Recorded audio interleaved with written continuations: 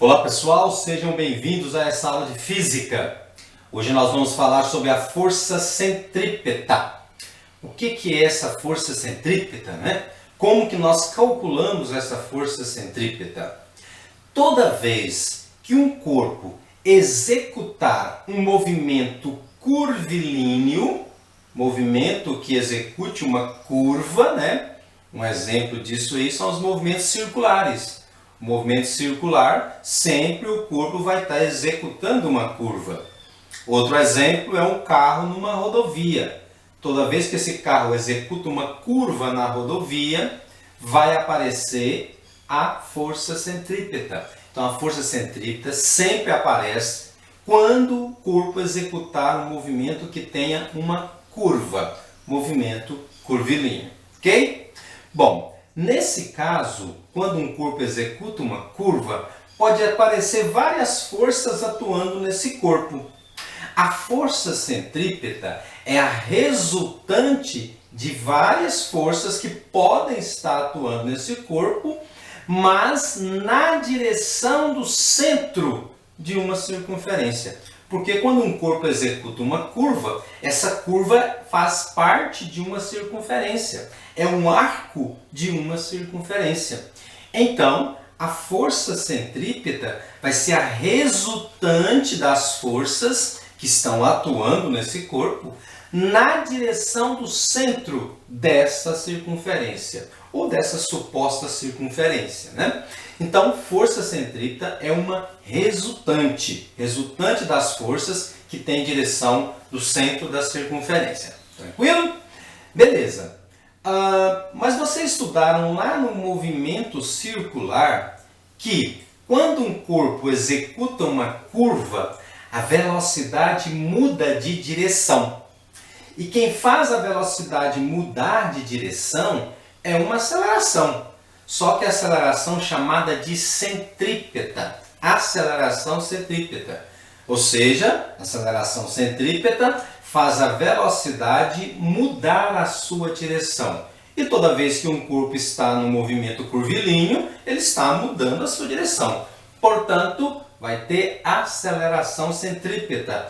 E aí eu posso calcular a força centrípeta usando essa aceleração centrípeta. Ó, força centrípeta, que é uma resultante, né? Vai ser a massa vezes a aceleração. Nesse caso, a aceleração centrípeta. Ainda relembrando de movimento circular, como que eu calculo a aceleração centrípeta? É velocidade ao quadrado dividido por raio. Se eu substituir aqui então, velocidade ao quadrado dividido por raio, a força centrípeta então pode ficar massa vezes velocidade ao quadrado dividido por raio.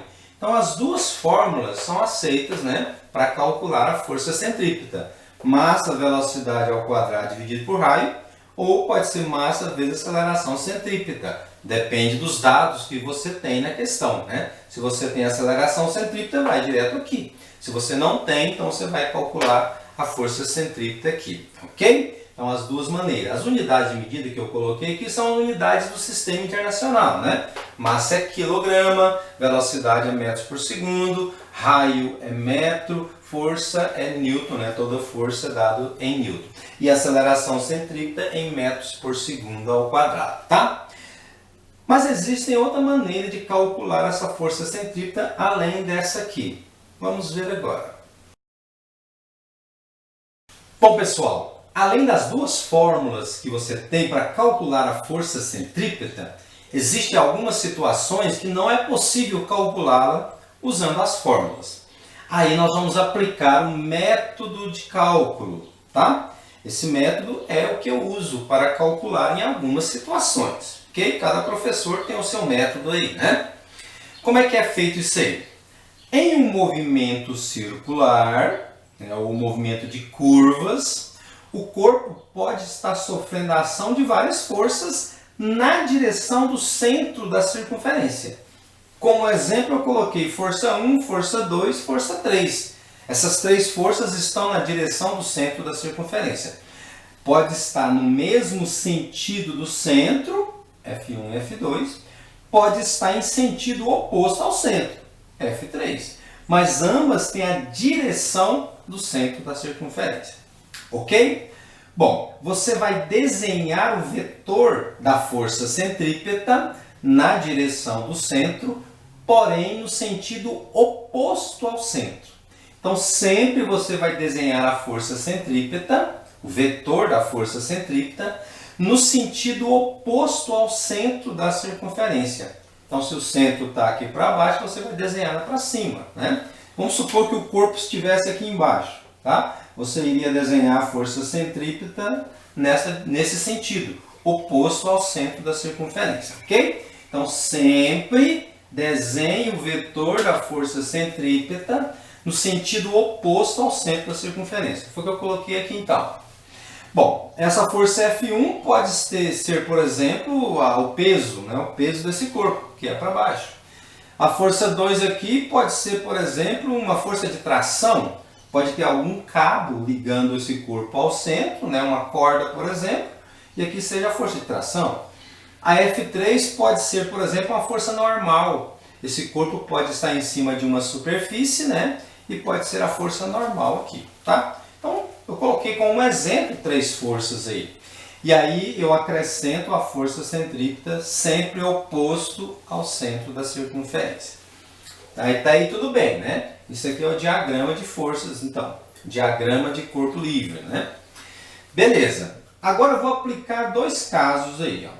O primeiro caso é a segunda lei de Newton. A segunda lei de Newton fala que força é igual a massa vezes aceleração. Mas na direção do centro da circunferência, esse corpo não está acelerando, né? Não está acelerando, não está mudando o valor da velocidade, porque tem aceleração centrípeta, né? Mas a aceleração que muda o valor da velocidade não tem. Portanto, na direção do centro, eu posso dizer que a força resultante na direção do centro é igual a zero, tá? Força resultante na direção do centro é sempre igual a zero. E eu vou aplicar, além da segunda lei de Newton, eu vou aplicar a regra dos vetores. A regra dos vetores eu vou aplicar em 2 situações. Ó. Aqui eu tenho 2 forças para a mesma direção e mesmo sentido. Então essas 2 forças vão ser somadas. Aqui também eu tenho 2 forças na mesma direção e mesmo sentido. Também vão ser somadas. F1 mais F2. Porém, essas 2 estão em sentido oposto a essas 2. De acordo com a segunda lei, a regra de vetores, né? Vou ter que subtrair, então. Então, eu pego essa soma, subtraio dessa soma aqui. E isso é regra dos vetores, né? Força resultante pode ser a soma ou a subtração, depende da direção aí. E tem aí o terceiro e quarto caso, né? Que a gente não vai entrar nesses detalhes agora.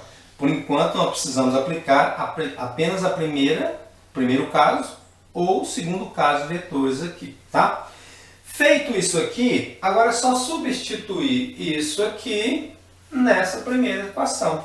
Então a gente vai ter aqui, ó, F3 mais FCP menos F1 mais F2 igual a zero. Eu apliquei isso aqui, né? Substituí uma na outra. Essas forças F3, F1 e F2, você vai ter que ter elas, né? Ou pelo menos fórmulas para calcular elas, né? E aí fica de incógnita apenas a força centrípeta. E você calcula então a força centrípeta como incógnita aqui dessa equação. Aqui lembrando que é um exemplo, eu coloquei F1, F2 e F3 como exemplo.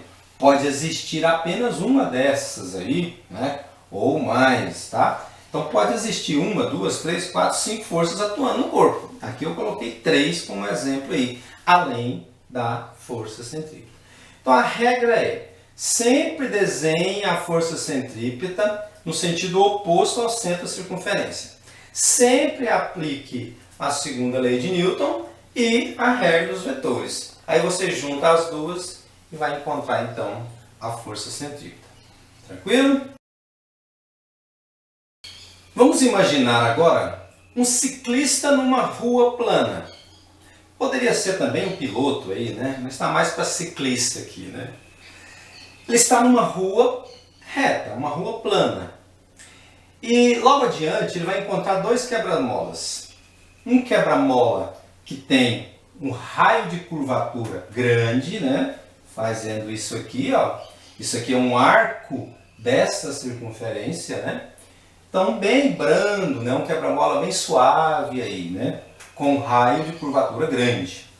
Logo adiante tem um outro quebra-mola. Só que agora o raio de curvatura desse quebra-mola é pequeno. É um raio pequeno, né? Portanto, é um quebra-mola bem mais abrupto aí, né? Bem mais abrupto. E ele vem aqui por essa rua sempre com a mesma velocidade. Então ele vai passar por esses dois quebra-molas sempre com a mesma velocidade. Quando ele estiver nesse ponto mais alto do primeiro quebra-mola, quando ele estiver bem aqui, né, nesse ponto, quais as forças que vão estar atuando sobre ele? A força peso, que vai estar na direção do centro da circunferência, né? Força peso, e a força normal da plataforma sobre ele. Então aqui vai existir também uma força normal atuando sobre ele. Força peso para baixo, força normal para cima, né? Se eu quiser calcular a força centrípeta, basta eu desenhar ela no sentido oposto ao centro da circunferência. Ó. Força centrípeta, né? Eu desenho ela no sentido oposto aqui. Se eu for calcular ela aplicando o método de cálculo, eu vou somar normal mais centrípeta menos peso, porque o peso está ao contrário, né? Então, normal mais centrípeta menos peso é igual a zero, tá? Ou eu posso calcular essa força centrípeta aplicando a fórmula massa velocidade ao quadrado dividido pelo raio 1 dessa circunferência aí, né? Beleza. Aí ele segue viagem e vai passar pelo segundo quebra-mola. Quando ele estiver aqui nesse ponto, ó, o ponto mais alto aqui, nesse momento as forças que vão estar atuando sobre ele também vai ser a força peso, também vai ser a força normal, né? E se eu quiser calcular a centrípeta, eu vou desenhar no sentido contrário ao peso aqui, ó. Força centrípeta, né? Então tem peso normal e força centrípeta atuando sobre ele. Se eu for calcular pelo método dos cálculos, normal mais centrípeta menos peso igual a zero.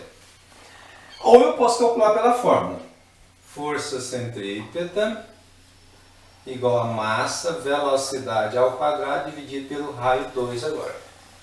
O que vai mudar daqui para cá? Apenas o raio, né?